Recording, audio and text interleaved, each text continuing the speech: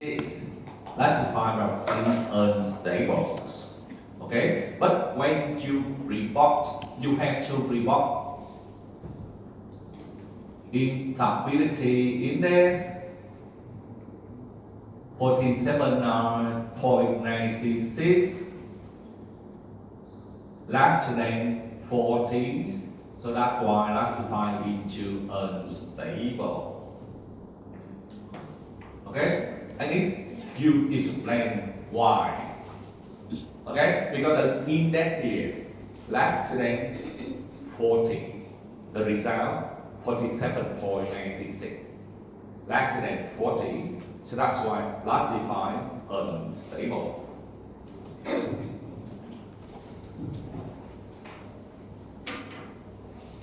In the same question with the acidic or basis, for example, this one 6.50, and you answer the protein acidic because pi 6.50 smaller than 7.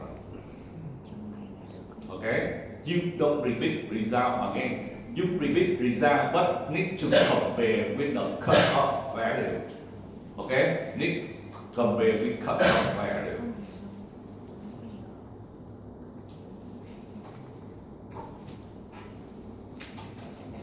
That will be the same questions for assignment 6 and final exam.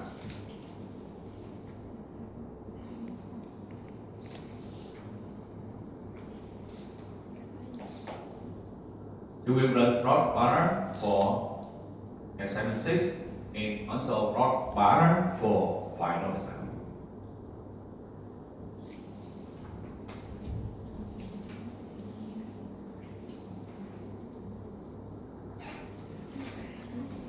We also have the order of the parameter but not important, so I not explain it.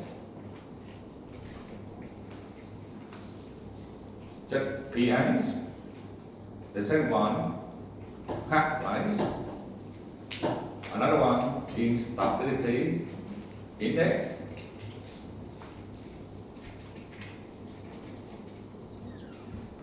For the protein sequence, evolutionary changes in protein sequence. So why protein change?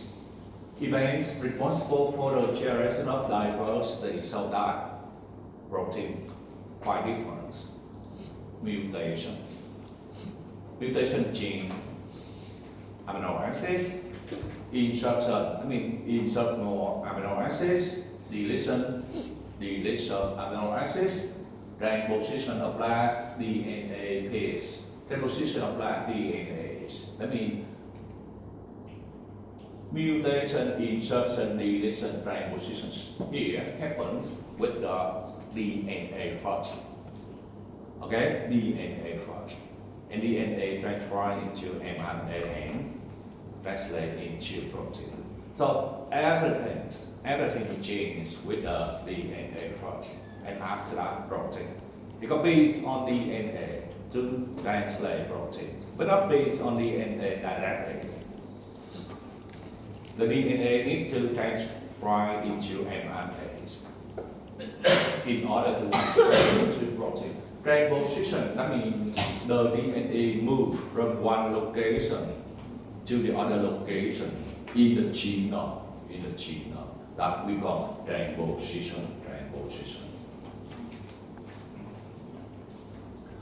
Mutant genes may determine a protein.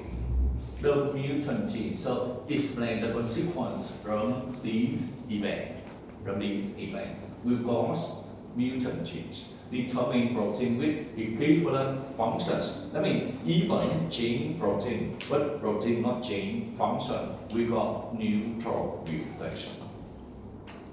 New and optimized functions. Here create new protein, but new protein here make the organism adapt with environment, not cause any disease. For example, with the humans, we got adaptive evolution. Create new protein, sub-optimized function, purifying selection here, cause disease,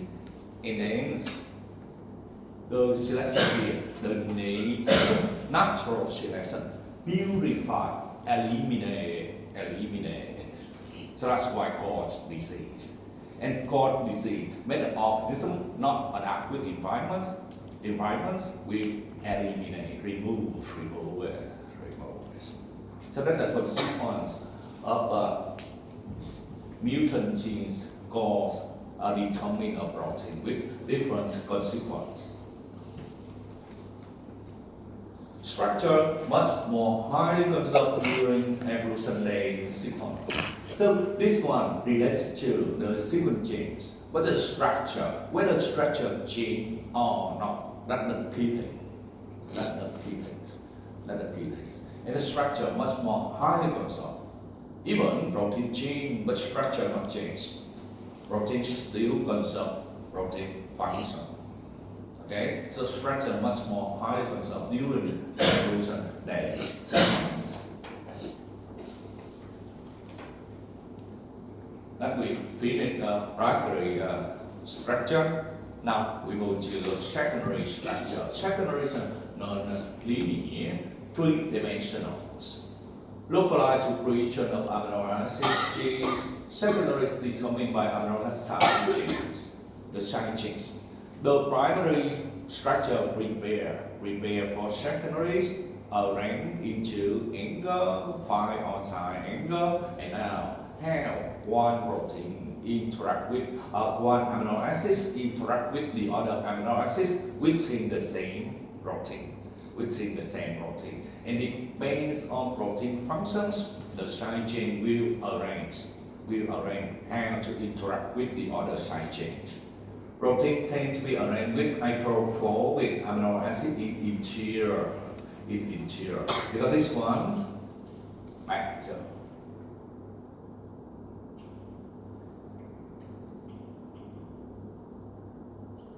Hydrophobic is able to dissolve in water. Hydrophilics rarely it dissolve in phobic, least able.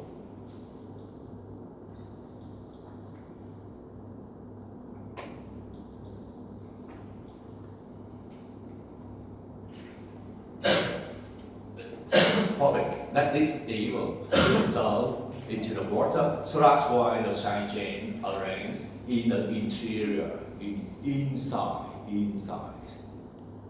the protein structure.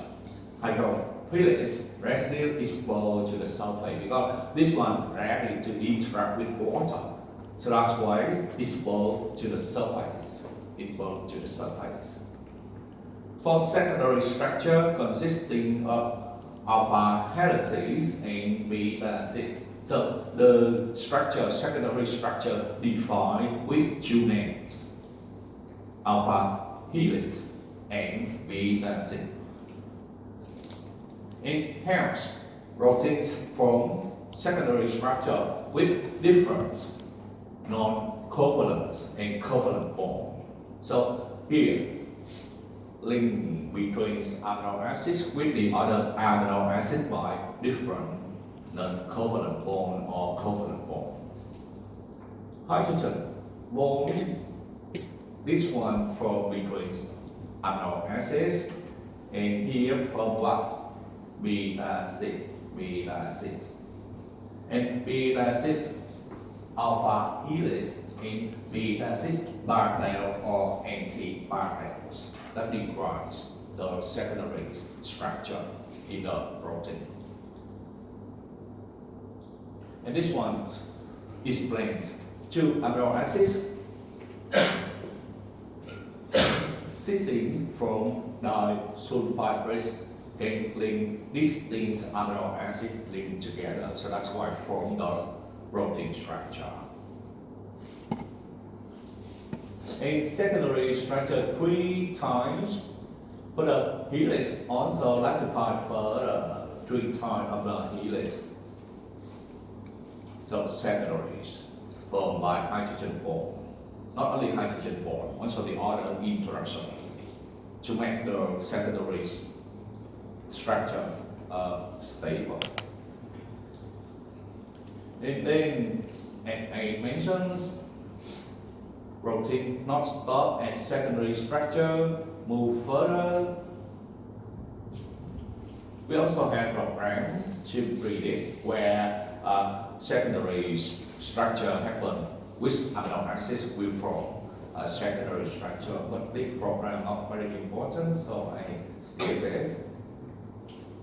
In secondary structure prediction, good informational reference of the amino acids and big table disease depend on amino acids and reference. So that means normally the helix of big acid will happen with that amino acids, that the frequency, how secondary structure happens with each amino acids, So the program will base on that to predict which amino acid present in protein, and then by reference. So that's why predict proteins have beta acid or alpha helix. Accuracy measurement increase that correctly predicted residue, divine number residues, GERD predictor with about 82% accuracy. You see, not very high, just 82%. And this one secondary structure. So when we move further with the other structure, more difficult. That is very challenging for the We have many programs that predict the secondary structure, but the secondary structure not the one we expect, because we expect a tertiary structure.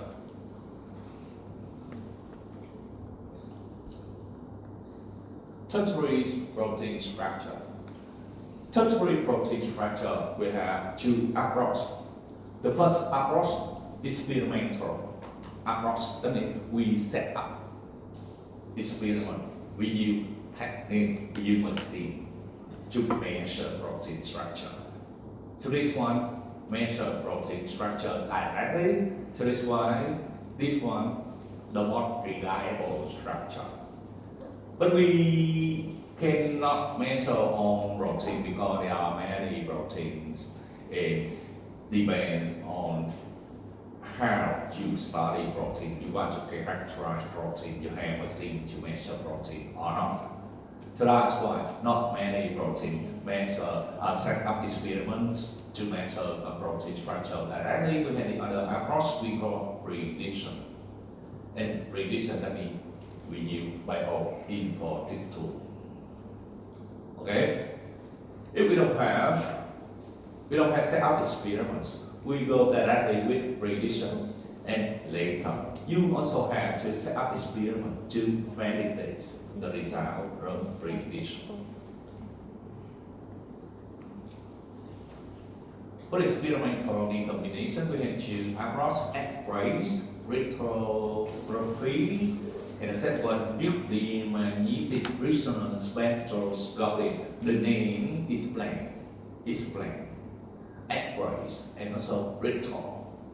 Here, nuclear magnetic. That explains the method to measure. For the prediction, X-rays determine 80% of structure. So this approach very popular. Measure protein structure. 80% of protein use this approach. For the other ones, apply magnetic field apply. So need magnetic fields. And this one does not require retroglycation, so two approaches can be to measure protein structure. Step in obtaining protein structures. Target selections. Target selection obtain characterize protein, determine, refine, model the structure, deposit in registry. So that means you submit to the database. So go detail how it works. Target selection. These are amplify the coding sequence. clone the coding sequence into aggression factor, address the recombinant protein. So step by step, I will explain step by step because we target selection. That means we target to specific protein A or B or C. Okay, and then you have to know the coding sequence. The coding sequence synthesize specific protein, and you amplify that coding sequence on the and then why coding sequence?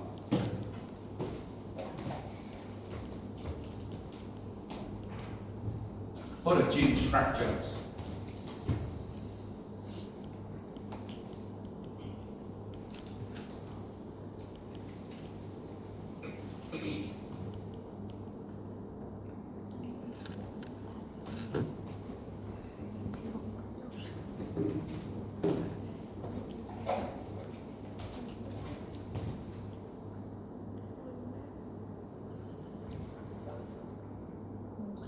Protein structures, prokaryotes, bacteria, easy.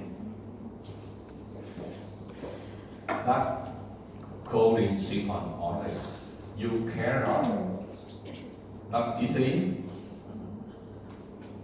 Here, coding sequence or exon, and then intron. Okay?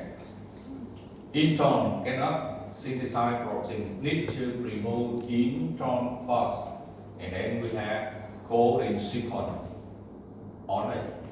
Coding sequence only.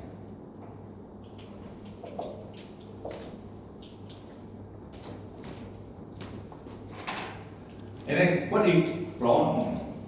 Clone that means the technique. The technique you clone the coding into an aggression vector. Aggression vector. We are going to clone the coding sequence into an aggression vector. We have the methods.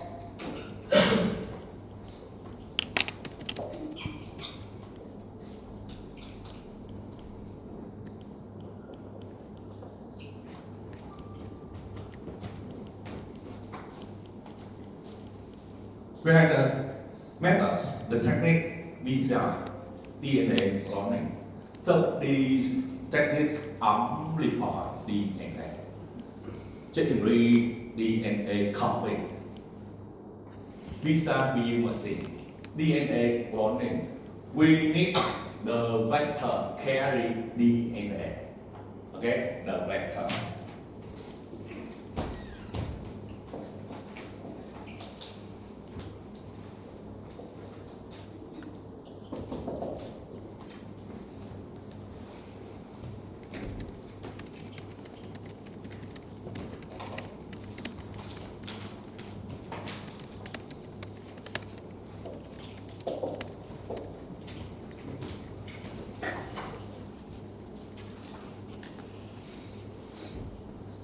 So I define this technique first. The visa amplify DNA cloning also amplify DNA. But we cannot amplify DNA directly. We need the vector, the plasmid carrying the DNA. And then the plasmid will insert into the E. coli.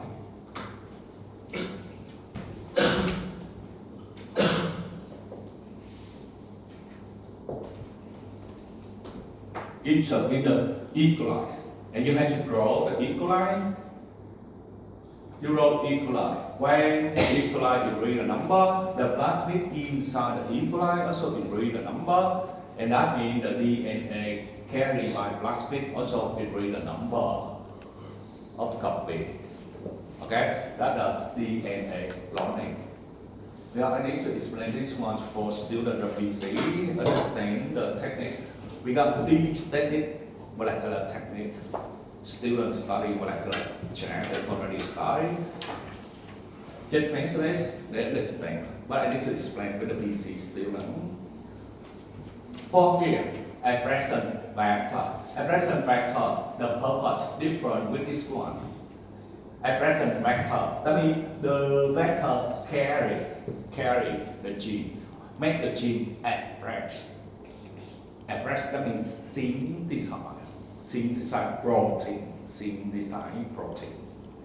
and that's the key thing, synthesize protein. And synthesize proteins inside the E. coli cells.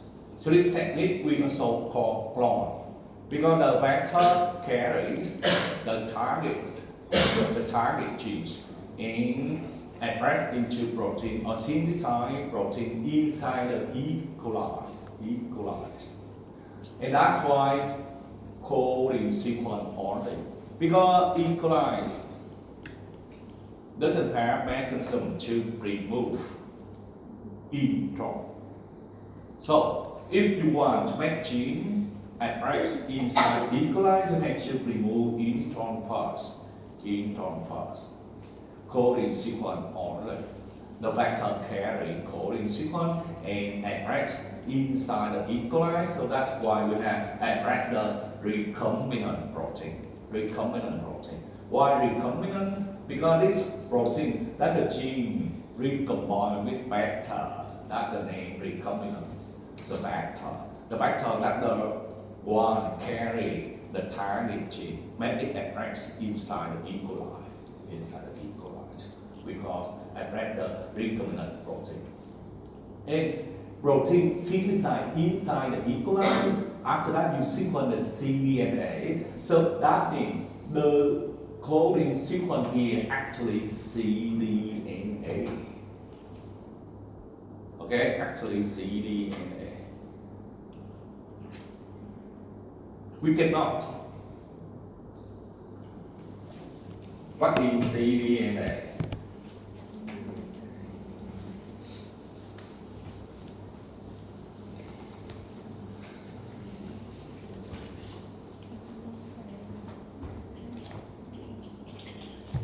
DNA transcribed into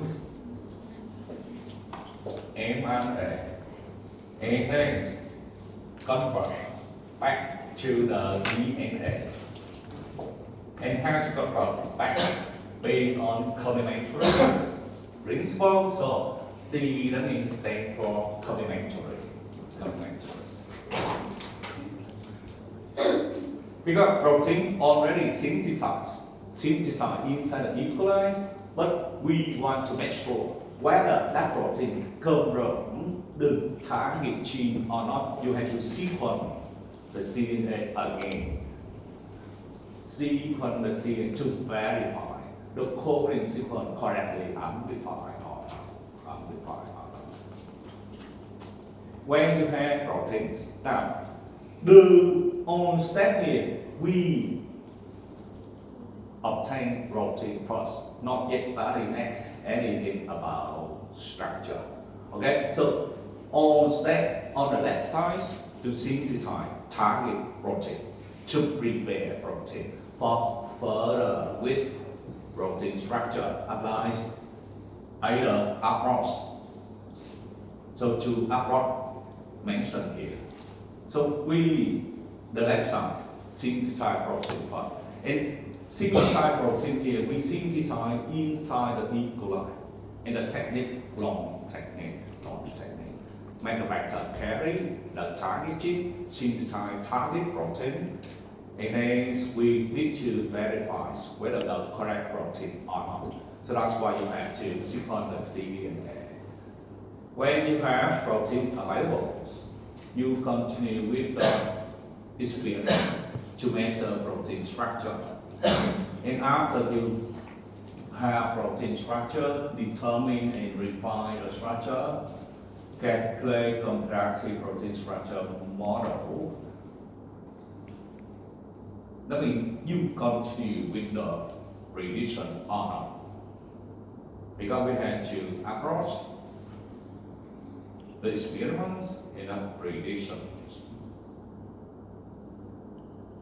And once we have protein structure, we can make functional inference compare with protein structure available in the database. Then they process structure in PDB. So what is PDB? Back to explain the database baseline for protein structure. So that here describes the whole process of how to study protein structure with the target selection. There are many proteins, and this is the whole process, not easy. So that's why we need set up priority for target selection for protein structures. Historically, small soluble abundant protein were studied. In example, these proteins already studied. That means in the box, we select proteins easy to study. Do first. Small, soluble, abundant. Now, modern criteria.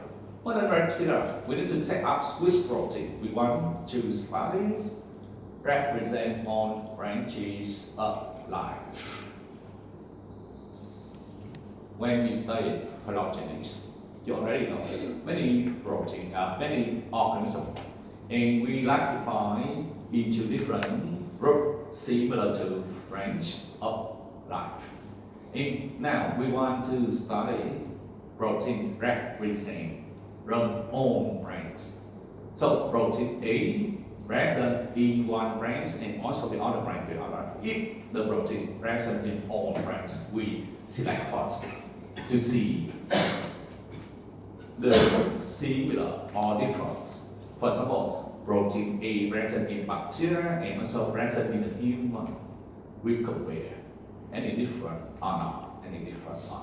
That is one criteria, or you also based on what not characterized, uncharacterized families, here protein family. If protein not yet characterized, we look at that first. Continue, identify medically relevant target. That means protein can apply in medicines that are applicable because we want to treat disease. So we should study the protein related to disease first, can apply in medicines.